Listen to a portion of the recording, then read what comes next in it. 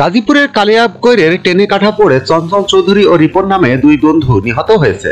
বৃহস্পতিবার 23 জানুয়ারি রাত 8:30টার দিকে বরাব এলাকায় এ ঘটনা ঘটে।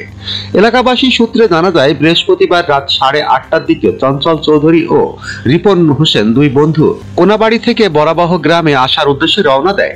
শনিবার বরাব গ্রামে বিএনপির একটি উঠান বৈঠক রয়েছে। তারা দুই বন্ধু উঠান বৈঠকে যাওয়ার জন্য বরাবাহ এলাকায় আসার জন্য রওনা দেয়।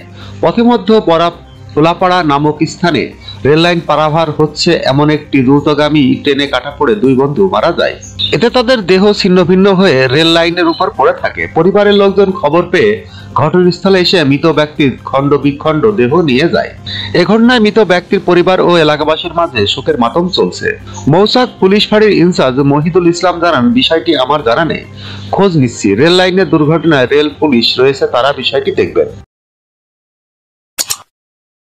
যখনকার খবর তখনই দেখতে চোখ রাখুন সুন 24 টিভিতে। চ্যানেলটি সাবস্ক্রাইব করুন।